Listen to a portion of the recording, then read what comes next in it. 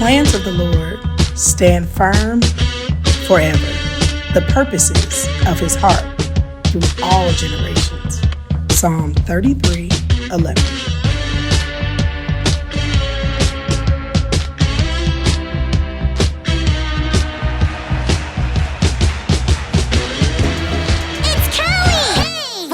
Do today, we're gonna learn and play, sing a song and pray. That's right. God really loves us. God really, really cares about you, me, our families. That's right. God's always right there. Woo! Let me fix my curls. You've tuned into Callie's world. That's right, boys and girls. Welcome to Callie's world. Hey friends, wowzers! I got up a little late this morning for basketball camp at my church. I could just hear Coach Stephen say, Callie, I'm glad you're here, but you're late. 2 laps and 10 layups. Please. Don't get me wrong, I love laps and layups, but I still didn't want to be late. I didn't want to miss the morning prayer and morning cheer. For our morning cheer, we all put our hands in the middle on top of each other's hands. Coach says it's like our hands are making a sandwich and asks us what we're putting on the sandwich. What's on the sandwich today, Callie? I always say the silliest things, like sardines, or snails, or sour gummy worms. I didn't want to miss it. I was in such a hurry that I forgot to feed Joe. Poor Joe. I wonder what that must have been like for him. My poor buddy Joe. I wonder if he can never forgive me. While I give Joe a little extra treat, let's check out our Bible story for today.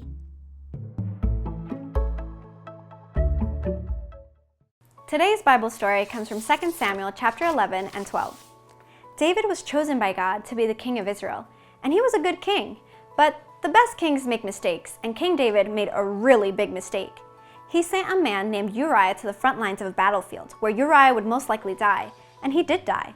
Then, David took Uriah's wife to be his own wife. God was very disappointed in David's choices. God sent Nathan to give David a message.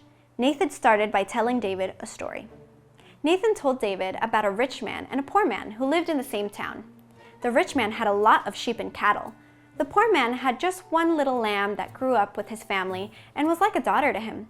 One day, the rich man had a visitor, but instead of using one of his own sheep or cattle to prepare a meal for the visitor, the rich man did something terrible.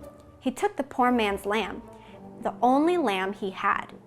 When David heard this story, he got really angry. He could not believe what the rich man did. David told Nathan that the rich man should pay for what he did to the poor man. Do you know what Nathan said next? Nathan told David that he was the rich man. David didn't understand. So Nathan explained that just like David was mad at the rich man in the story, God was not happy at the bad choices David made. After hearing this, David got it, that he did sin against God. He chose to hurt others, and this hurt God very much. David understood what he had to do next, and he had to ask God to forgive him. God knows that we all make poor choices sometimes, but instead of trying to hide it away, we can talk to God and ask God to forgive us. And God always will, because forgiveness is always God's game plan.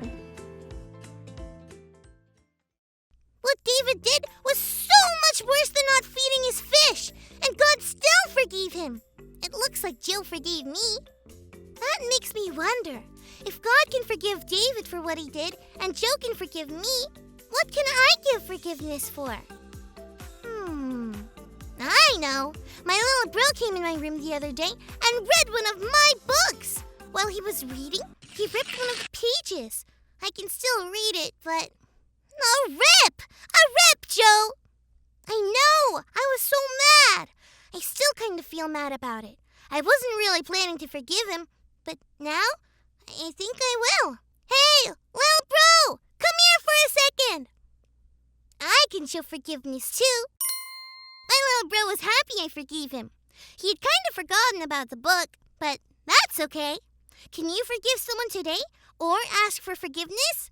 Remember, forgiveness is always God's game plan. Thanks for learning and growing with me.